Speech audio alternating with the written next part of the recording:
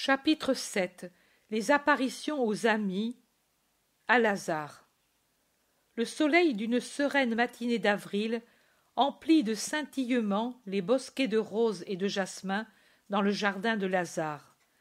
Les haies de buis et de lauriers, le feuillage d'un grand palmier qui ondule à l'extrémité d'une allée, le laurier très touffu, près du vivier, semble lavé par une main mystérieuse, tant l'abondance de la rosée nocturne en a lavé et couvert les feuillages qui maintenant paraissent couvertes d'un émail nouveau, tant elles sont luisantes et nettes. Mais la maison est silencieuse, comme si elle était pleine de mort. Les fenêtres sont ouvertes, mais aucune voix, aucun bruit ne vient des pièces qui sont dans la pénombre, car tous les rideaux sont descendus. À l'intérieur, au-delà du vestibule dans lequel s'ouvrent de nombreuses portes toutes ouvertes, et il est étrange de voir, sans aucun apparat, les salles qui servent habituellement pour les banquets plus ou moins nombreux, il y a une large cour pavée et entourée d'un portique couvert de sièges. Sur ceux-ci, de nombreux disciples. Il y en a même qui sont assis sur le sol, sur des nattes ou même sur le marbre. Parmi eux, je vois les apôtres, Matthieu, André, Barthélemy, les frères Jacques et Jude d'Alphée, Jacques de Zébédée et les disciples bergers avec Manahan et en plus d'autres que je ne connais pas. Je ne vois pas le Zélote, ni Lazare, ni Maximin. Finalement, celui-ci entre avec des serviteurs et il distribue à tous du pain et divers aliments, des olives ou du fromage, ou du miel, ou encore du lait frais pour ceux qui en veulent. Mais ils n'ont guère envie de manger, bien que Maximin les invite à le faire. L'accablement est profond. En quelques jours, les visages se sont creusés, sont devenus terreux sous la rougeur des pleurs.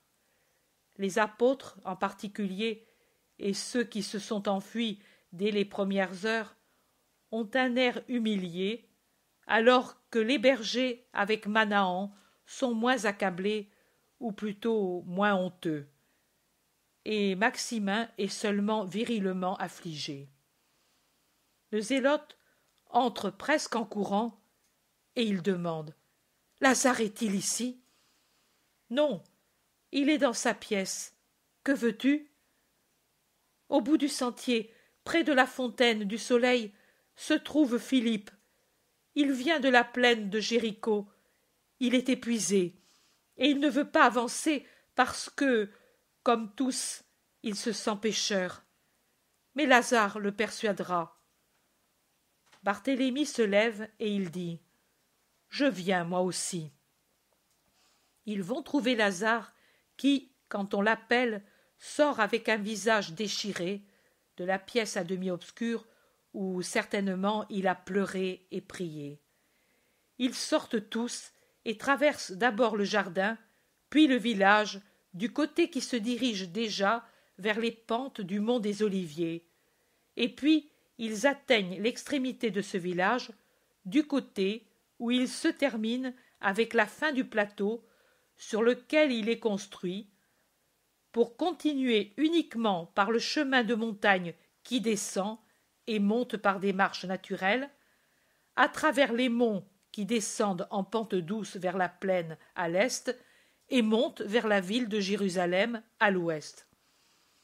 Là, il y a une fontaine avec un large bassin où certainement les troupeaux et les hommes se désaltèrent.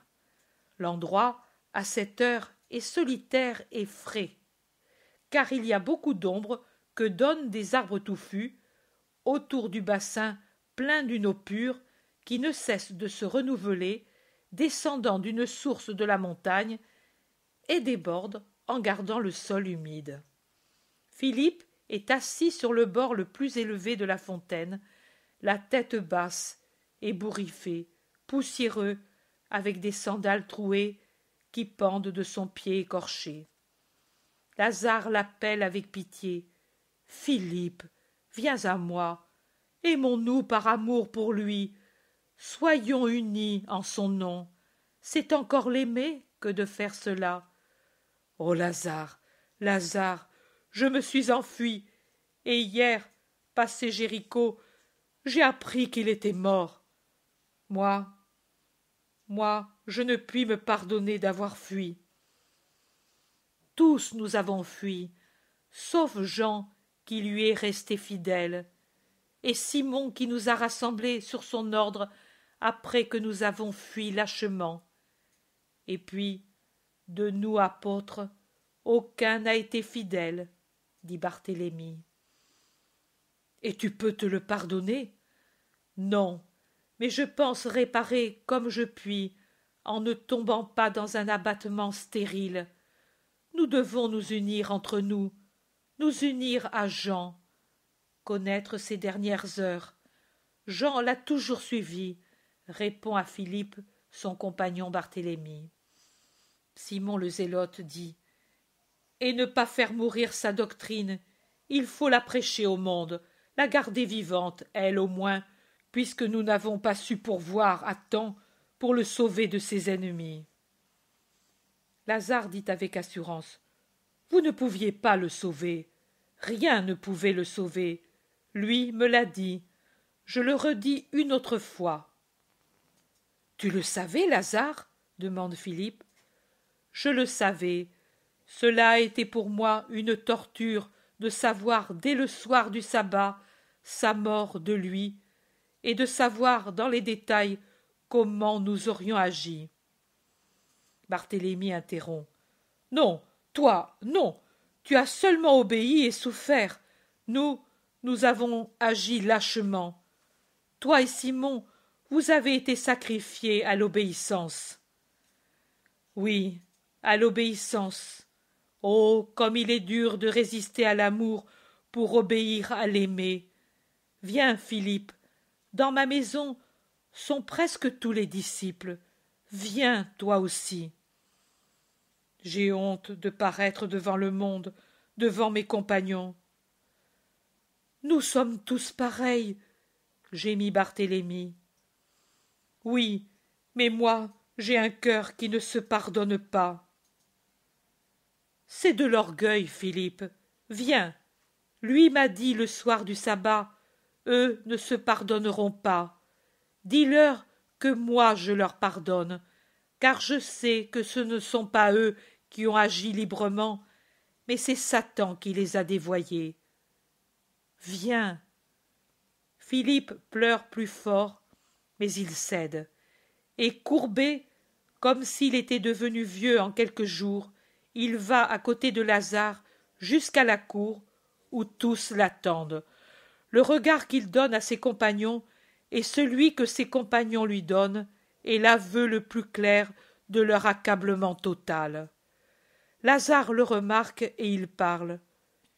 Une nouvelle brebis du troupeau du Christ, effrayée par la venue des loups et qui a fui après la capture du berger, a été recueillie par son ami. À celle-ci, égarée, qui a connu l'amertume d'être seule, sans même avoir le réconfort de pleurer la même erreur parmi des frères, je répète son testament d'amour. Lui, je le jure, en présence des cœurs célestes, m'a dit, avec tant d'autres choses que votre humaine faiblesse présente ne peut supporter, car, vraiment, ces choses sont d'une désolation qui me déchire le cœur depuis 10 jours, et si je ne savais pas que ma vie sert à mon Seigneur, bien que pauvre et défectueuse comme elle l'est, je m'abandonnerais à la blessure de cette douleur d'ami et de disciple qui a tout perdu en le perdant lui. Il m'a dit, les miasmes de Jérusalem corrompus rendront fous même mes disciples. Ils fuiront et viendront chez toi. Vous voyez en fait que vous êtes tous venus, tous pourrais-je dire, car à part Simon-Pierre et l'Iscariote, vous êtes tous venus vers ma maison et vers mon cœur d'ami. Il a dit tu les rassembleras, tu redonneras du courage à mes brebis dispersées, tu leur diras que je leur pardonne. Je te confie mon pardon pour eux. Ils ne se donneront pas de paix d'avoir fui. Dis-leur de ne pas tomber dans le péché plus grand, de désespérer de mon pardon.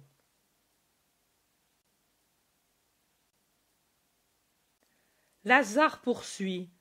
C'est ce qu'il a dit, et moi je vous ai donné le pardon en son nom, et j'ai rougi de vous pardonner en son nom cette chose si sainte, si sienne, qu'est le pardon, c'est-à-dire l'amour parfait, car aime parfaitement celui qui pardonne aux coupables. Ce ministère a réconforté ma dure obéissance, car j'aurais voulu être là, comme Marie et Marthe, mes douces sœurs. Et si lui a été crucifié sur le Golgotha par les hommes, moi ici, je vous le jure, je suis crucifié par l'obéissance, et c'est un martyre bien déchirant. Mais s'il sert à réconforter son esprit, si cela sert à sauver ses disciples jusqu'au moment où lui les réunira pour les perfectionner dans leur foi, voilà, j'immole une fois encore mon désir d'aller au moins vénérer sa dépouille avant que le troisième jour ne meure. Je sais que vous doutez. Vous ne devez pas. Moi, je ne connais pas ces paroles du banquet pascal autrement que par ce que vous m'avez dit. Mais plus j'y pense, plus j'élève un par un ces diamants de sévérité, et plus je sens qu'elles se rapportent au demain immédiat. Lui ne peut avoir dit « Je vais au Père, et puis je reviendrai » s'il ne devait pas vraiment revenir. Il ne peut avoir dit « Quand vous me reverrez, vous serez remplis de joie » s'il était disparu pour toujours. Lui a toujours dit « Je ressusciterai ». Vous m'avez dit qu'il a dit « Sur les semences jetées en vous va tomber une rosée qui les fera toutes germer. Et puis viendra le Paraclet qui les fera devenir des arbres puissants. » N'a-t-il pas parlé ainsi? Oh, ne faites pas en sorte que cela n'arrive que pour le dernier de ses disciples, pour le pauvre Lazare qui n'a été avec lui que rarement. Quand lui reviendra, faites qu'il trouve germer ses semences sous la rosée de son sang. Il y a en moi tout un allumage de lumière, il y a tout un jaillissement de force depuis l'heure terrible où il est monté sur la croix. Tout s'illumine, tout naît, tout pousse. Il n'est pas de parole qui me reste dans son pauvre sens humain. Mais tout ce que j'ai entendu par lui ou de lui, voilà que maintenant cela prend vie, et réellement ma lande aride se change en un fertile parterre où chaque fleur a son nom, et où tout suc tire la vie de son cœur béni. Moi, je crois, Christ, mais pour que ceux-ci croient en toi, en toutes tes promesses, en ton pardon, en tout ce qui est toi, voilà, je t'offre ma vie, consume-la, mais fais que ta doctrine ne meure pas. Brise le pauvre Lazare, mais rassemble les membres dispersés du noyau apostolique. Tout ce que tu veux, mais en échange que soit vivante et éternelle ta parole, et qu'à elle maintenant et toujours viennent ceux qui ne peuvent avoir que par toi la vie éternelle. Lazare est réellement inspiré. L'amour le transporte bien haut, et il est si fort son transport qu'il soulève aussi ses compagnons. On l'appelle à droite, on l'appelle à gauche, presque comme si c'était un confesseur, un médecin, un père. La cour de la riche maison de Lazare, je ne sais pourquoi, me fait penser à la demeure des patriciens chrétiens en temps de persécution et de foi héroïque. Il est penché sur Jude d'Alphée, qui ne réussit pas à trouver une raison pour calmer son angoisse d'avoir quitté son maître et cousin, quand quelque chose le fait se redresser brusquement. Il se tourne en regardant autour, et puis il dit nettement « Je viens, Seigneur !» Sa parole de prompte adhésion de toujours, et il sort en courant comme s'il suivait quelqu'un qui l'appelle et le précède. Tous se regardent étonnés et s'interrogent. Qu'a-t-il vu? Mais il n'y a rien. As-tu entendu une voix, toi? Moi, non. Et moi non plus. Et alors, Lazare est peut-être malade de nouveau. Peut-être, il a souffert plus que nous, et il nous a donné tant de force à nous, lâches. Peut-être que maintenant, il a été pris de délire. En effet, son visage est très altéré, et son regard était ardent quand il parlait. Serait-ce Jésus qui l'a appelé au ciel? En effet, Lazare lui a offert sa vie tout à l'heure. Il l'accueillit comme une fleur tout de suite. Oh, malheureux que nous sommes! Et qu'allons-nous faire maintenant? Les commentaires sont disparates et douloureux. Lazare traverse le vestibule, sort dans le jardin sans cesser de courir, souriant, murmurant, et c'est son âme qui parle. « Je viens, Seigneur !» Il arrive à un bosquet de buis qui fait un asile vert, nous dirions un pavillon vert, et il tombe à genoux, le visage sur le sol, en criant « Ô mon Seigneur !» Car Jésus, dans sa beauté de ressuscité, est sur le bord de ce coin de verdure, lui sourit et lui dit « Tout est accompli, Lazare. Je suis venu te dire merci, ami fidèle. Je suis venu pour te dire de dire aux frères de venir tout de suite à la maison de la Seine. Toi, un autre sacrifice, mon ami, par amour pour moi. Tu restes ici pour le moment. Je sais que tu en souffres, mais je sais que tu es généreux. Marie, ta sœur, est déjà consolée, car je l'ai vue, et elle m'a vu. Tu ne souffres plus, Seigneur, et cela me dédommage de tous les sacrifices. J'ai souffert de te savoir dans la douleur et de ne pas y être. Oh, tu y étais. Ton esprit était au pied de ma croix et était dans l'obscurité de mon tombeau. Tu m'as appelé plus tôt, comme tous ceux qui m'ont totalement aimé des profondeurs où j'étais. Maintenant, je t'ai dit, viens, Lazare, comme au jour de ta résurrection.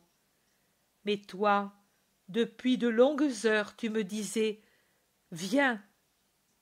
Je suis venu, et je t'ai appelé pour te tirer, à mon tour, du fond de ta douleur. Va. Paix et bénédiction à toi, Lazare. Crois dans mon amour. Je reviendrai encore. Lazare est toujours resté à genoux sans oser faire un geste. La majesté du Seigneur, bien que tempérée par l'amour, est telle qu'elle paralyse la manière d'agir habituelle de Lazare. Mais Jésus, avant de disparaître dans un tourbillon de lumière qui l'absorbe, fait un pas et effleure de sa main le front fidèle. C'est alors que Lazare se réveille de sa stupeur bienheureuse. Il se lève et court précipitamment vers ses compagnons, avec une clarté de joie dans les yeux et une clarté sur le front effleuré par le Christ, et il crie « Il est ressuscité, frères! Il m'a appelé! Je suis allé! Je l'ai vu! Il m'a parlé! Il m'a dit de vous dire d'aller tout de suite à la maison de la Seine! Allez! Allez! Moi je reste parce que lui le veut! Mais ma joie est complète! » Et Lazare pleure dans sa joie pendant qu'il presse les apôtres d'aller les premiers où il commande.